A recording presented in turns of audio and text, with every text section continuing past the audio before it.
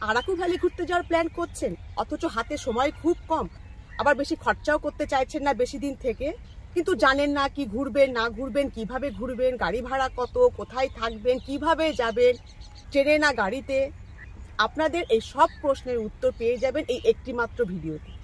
একদিনে, মাত্র একদিনে আরাকু ভ্যালি আপনারা কিভাবে ঘুরবেন, কিসে করে যাবেন, কোন কোন জায়গা দেখবেন যেগুলো না দেখলেই নয়, সব উত্তর আপনারা এখানে পেয়ে যাবেন।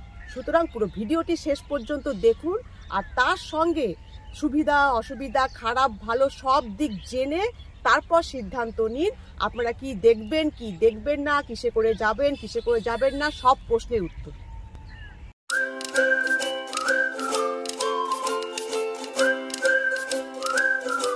দেখুন, পুরো আরাকু ভ্যালি ঘুরতে কম করে 2 দিন সময় লাগে, কিন্তু আমরা ঘুরবো একদিনে। আরাকু ভ্যালির সব জায়গা যদি আমরা একদিনে ঘুরতে যাই তাহলে পরে কিন্তু সেটা সম্ভব না, বিশেষ করে ভাইজ্যাক থেকে গিয়ে আবার সেই দিন ঘুরে ভাইজ্যাকে ফিরে আসা নিশ্চয়ই একদিনে সম্ভব নয়। সুতরাং আমাকে কিছু জায়গা বাদ দিতে হবে।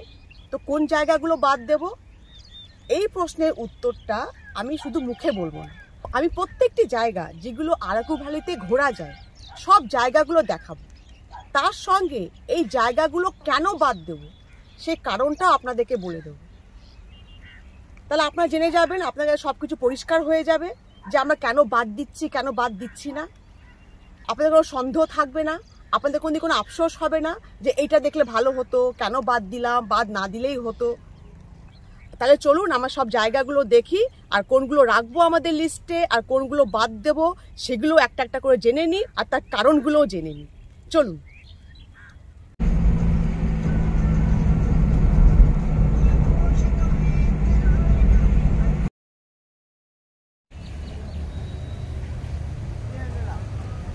চলে এসেছি ছাপাড়ায় ওয়াটারফলসে। ওয়াটারফলস বলে ভুলই হবে, এটা কি বলে রিভার কাসকেড, মানে ফলস নেই, মানে ছোট রিভারের মতো হয়ে আছে, ন্যাচারাল সুইমিং পুলও বলতে পারেন। আপনারা এসে স্নান করতে পারেন, অনেকক্ষণ সময় কাটাতে পারেন, জলে নেমে এপার ওপার করতে পারেন। তো রিভার কাসকেড যেটাকে বলে সেরকমই এখানে হয়ে আছে। ফলস বলে কিছু না, অনেকে আবার ফলসও বলে, কিন্তু ফলস খেলে কিছু নেই, এটা রিভার কাসকেড।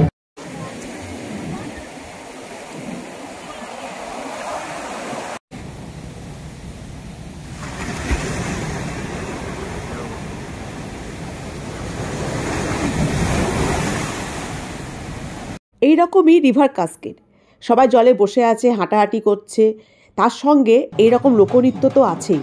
একদম রিভার কাসকেডের ধারে, নদীর ধারে এরকম লোকনৃত্য হচ্ছে। আপনি চাইলে এরকম ড্রেস পরে, কস্টিউম পরে লোকনৃত্য করতে পারেন। এই যে দেখছেন মহিলারা করছে, এরা সব ট্যুরিস্টরা এরকম শাড়ি পরে লোকাল ড্রেস পরে লোকনৃত্য করছে।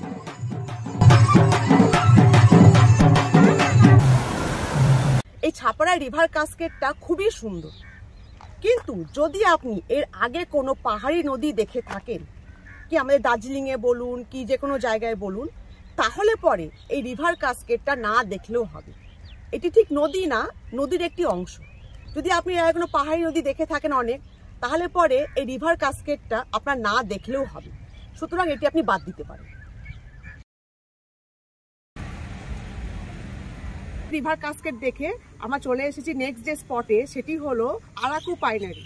মানে এখানে পাইন গাছে একটা সুন্দর জঙ্গল সাজিয়ে রাখা আছে।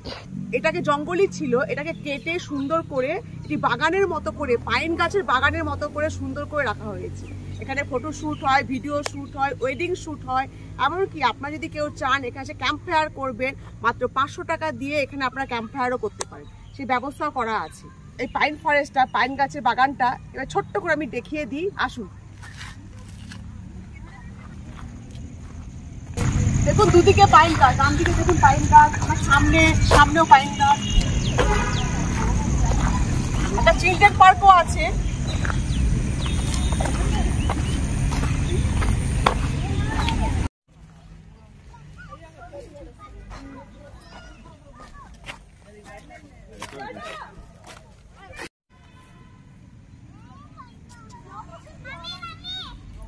পাইন ফরেস্টে ঢুকতে টিকিট লাগে 100 টাকা করে পার হেড, অনেকটা।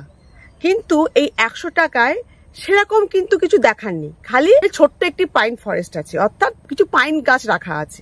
সুতরাং আপনারা এই 100 টাকার টিকিট দিয়ে এই পাইন ফরেস্টটা যদি না দেখেন কিচ্ছু যায় আসবে না।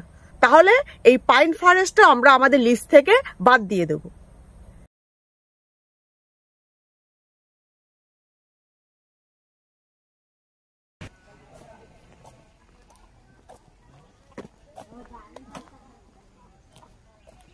চলে এসেছি আরেকটি বাগানে। এই বাগানটির নাম হলো পদ্মাপুরম বোটানিক্যাল গার্ডেন। এটি একটি বোটানিক্যাল গার্ডেন আরাকু ভ্যালির। তো সেখানে এসেছি। তো এই বোটানিক্যাল গার্ডেনটি ছোট্ট করে আমি দেখিয়ে দিই, খুব বড় কিন্তু ছোট্ট করে একটু দেখিয়ে দিই, তাহলে আপনারা বুঝতে পারবেন গার্ডেনটি কি রকম। আসুন।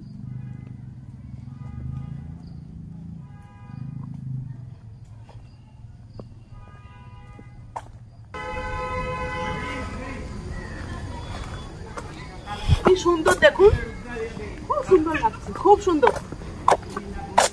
ঘুরে ঘরের মতো করা আছে।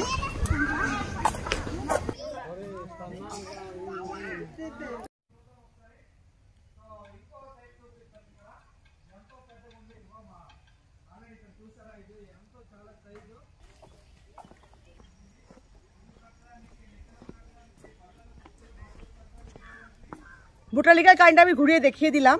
সুন্দর সুন্দর গাছগুলো কেটে রাখা আছে, ফুলের গাছও আছে অনেক। কিন্তু 100 টাকা করে টিকিট এই গার্ডেনে ঢুকতে গেলে। এই 100 টাকা করে টিকিট দিয়ে যদি আপনারা ভাবেন যে ঢুকবেন না, কোনো অসুবিধা নেই, এমন কিছু না। ভালো সুন্দর একটা বোটানিক্যাল গার্ডেন। কিন্তু যদি আপনারা কখনো কোনো বোটানিক্যাল গার্ডেন অলরেডি দেখে থাকেন, তাহলে পরে কিন্তু আসার দরকার নেই, না এলেও হবে। যেহেতু 100 টাকা করে পার হেড টিকিট, তেমন কিছু দেখার নেই গাছগাছালি ছাড়া। সুতরাং যদি আপনাদের মনে হয় এই গাছগাছালি দেখবেন না, এরকম পাতাবাহার গাছ, কি সুন্দর করে কাটা গাছ, তাহলে পরে কোনো অসুবিধা নেই, টিকিট কেটে ঢোকার কোনো দরকার নেই 100 টাকা করে। এটি বাদ দিয়ে অন্য জায়গাগুলো দেখে নেবেন, এটি না দেখলেও হবে।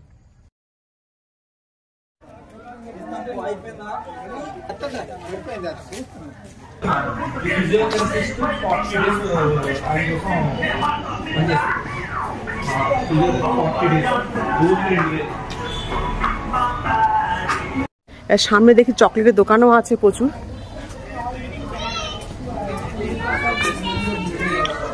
সামনে চকলেটের দোকান, এই চকলেট পাওয়া যাচ্ছে। প্রচুর চকলেট, প্রচুর মিষ্টির দোকান যেমন মিষ্টি সাজানো থাকে, সেই রকম বিভিন্ন রকম চকলেট সব সাজানো। হোয়াইট চকলেটের বিভিন্ন রকম ভ্যারাইটি।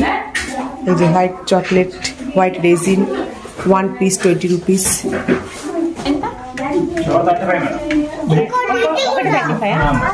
প্যাকেজ বিভিন্ন ফ্লেভারের আছে, বিভিন্ন flavour, banana flavour, chocolate flavour, mango flavour, pineapple flavour, orange flavour. সব গিফট দিতে চান সেরকম এই যে গ্রিন প্যাকেটে করে সব প্যাকেট করা। প্রচুর প্রচুর এতে প্রচুর চকলেট প্যাকেজ করে রাখা আছে, জারে করে করে আপনি নিয়ে যেতেও পারেন সব। চকলেট ফ্যাক্টরিও তাই। যদি আপনার মনে হয় যে আপনার চকলেট কেনার প্রয়োজন নেই, এত চকলেট একসঙ্গে দেখার কোনো দরকার নেই, আপনি এরকম চকলেট অনেক দেখেছেন, না দেখলেও কোনো অসুবিধা নেই, তাহলে পরে এই চকলেট ফ্যাক্টরিটা আমরা বাদ দিয়ে দেবো, এটাকেও দেখব না।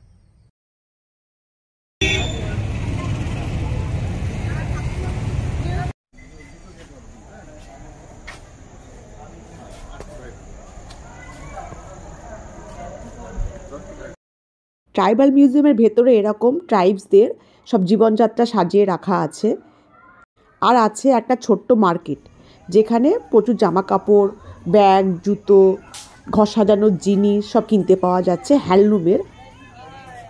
এই যে দেখতে পাচ্ছেন সারি সারি দোকান, প্রচুর ব্যাগ, ঘর সাজানোর জিনিস বিক্রি হচ্ছে, এরকম প্রচুর দোকান আছে।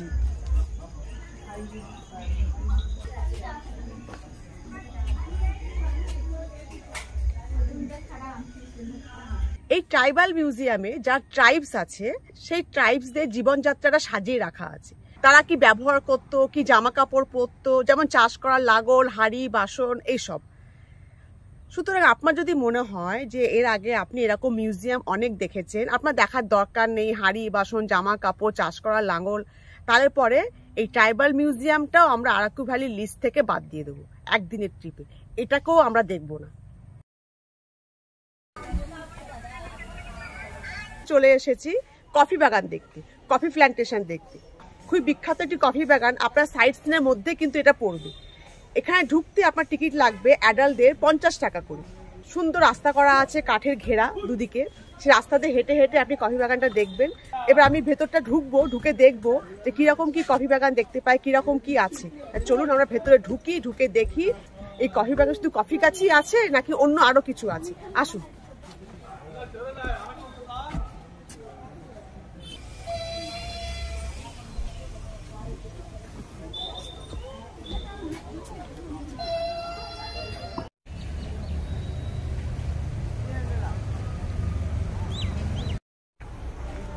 দেখছেন দুদিকে সব কফি গাছ, দুদিকে সব কফি গাছ, কফি গাছ,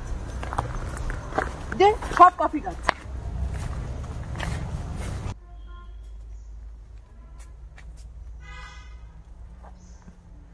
সব কফির গাছ, দুদিকে সব কফির গাছ, ওপর সব কফির গাছ।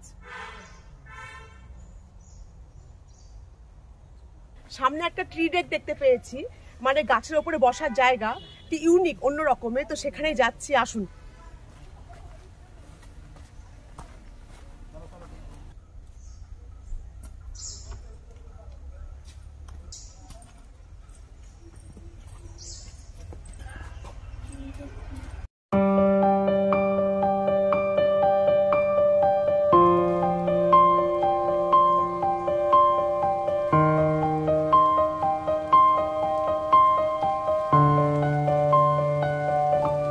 এই যে দেখছেন সব কফির গাছ, দুপাশে কফির গাছ আছে, এইরকমই আছে।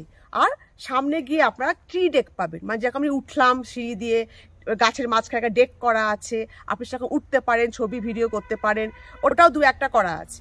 তো এইরকমই আছে কফির বাগান আর ট্রি ডেক, ব্যাস এইটাই আছে এখানে দেখা, আর কিচ্ছু কিন্তু দেখার নেই।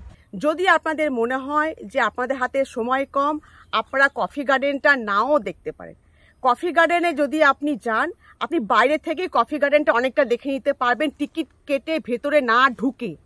আপনি বাইরে দাঁড়িয়ে একটু ভেতর দিকটা তাকাবেন, কফি গাছ দেখতে পাবেন। যেমন আমরা চা বাগান দেখতে পাই দার্জিলিং গেলে, শিলিগুড়ি গেলে, চা বাগান রাস্তার ধারে, সেরকম আপনি কফি গার্ডেন দেখে নিতে পারবেন। তার জন্য টিকিট কেটে ঘোরার কোনো প্রয়োজন নেই, আপনার বাদ দিতে পারেন।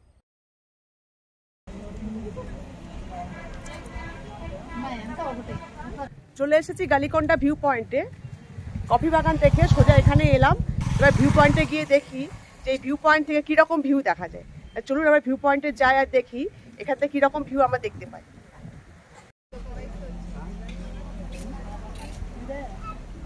এটাই হচ্ছে ভিউ পয়েন্ট, সবাই দাঁড়িয়ে ভিউ দেখছে। যে ভিউটা আমরা দেখবো এখান থেকে সেটা ভালো, সুন্দর, এই যে দেখাচ্ছি আমি। কিন্তু এরকম ভিউ আপনি ভাইজ্যাগের অন্যান্য জায়গা থেকেও দেখতে পেয়ে যাবেন। তার জন্য আলাদা করে এই গালিকোন্ডা ভিউ পয়েন্টে দাঁড়িয়ে দেখার কোনো প্রয়োজন নেই।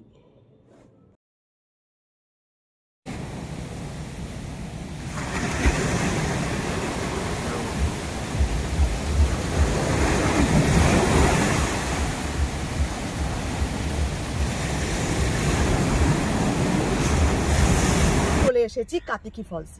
খুবই সুন্দর, খুবই অসাধারণ একটি ফলস।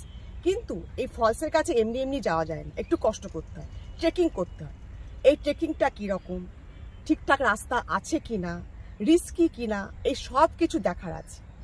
আর এই ট্রেকিংটা করতে করতে আমি আপনাদের বলে দেব যে এই কাতিকি ফলসে আপনারা ভাইজ্যাগ থেকে ডিরেক্টলি কেন আসবেন না, আরাকু ভ্যালি ঘুরে যখন ভাইজ্যাগ ফিরবেন তখন কেন যাবেন, কি অসুবিধা, কি ক্ষতি হতে পারে।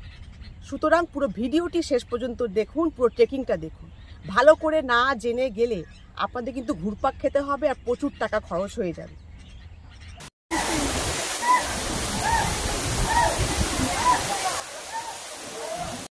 এটাই হচ্ছে কাতিকি ওয়াটারফলস, খুব সুন্দর একটা ওয়াটারফলস। কিন্তু এখানে আসতে গেলে যে ট্রেকিংটা করতে হয় সেটা এই একটি ভিডিওতে দেখানো সম্ভব নয়। আর আপনারা ভাইজ্যাগ থেকে ডিরেক্টলি কেন আসবেন না সেসব কারণও এই একটি ভিডিওতে বলা সম্ভব নয়।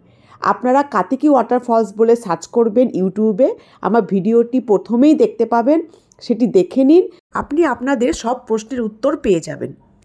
আপনারা কাতিকি ওয়াটারফলসটা দেখলেন, খুবই সুন্দর, অসাধারণ একটি ওয়াটারফলস। এটিকে বাদ দেওয়া যাবে না, এটি আমাদেরকে একদিনের ট্রিপে রাখতেই হবে, এই ওয়াটারফলসটা দেখতেই হবে।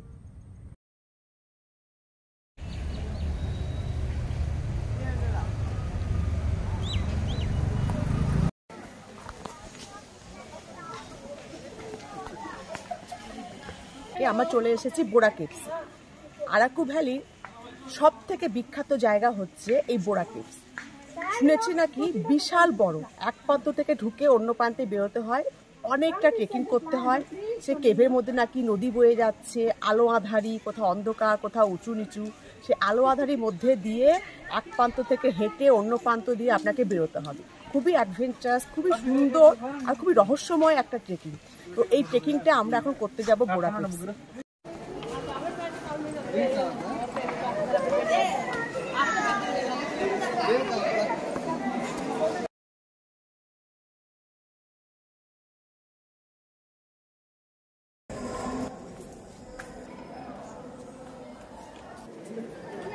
আমার ভিডিও অলরেডি আপলোড করা আছে বোরা কেভস নিয়ে।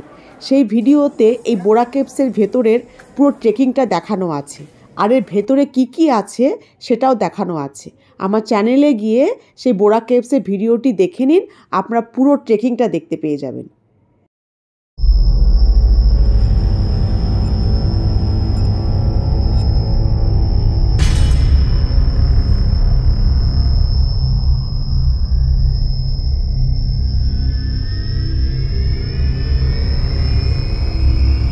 বোরা কেভসটা আপনারা দেখলেন, খুবই সুন্দর রহস্যময় একটা কেভ, একটা গুহা।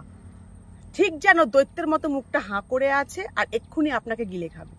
অসাধারণ, এর থেকে রহস্যময় গুহা এর আগে আপনি কখনো দেখেননি। সুতরাং কাতেকি ফলসের মতো এই বোরা কেভসটাও আমাদের লিস্টে থাকবে, এটিকে আমাদের দেখতেই হবে।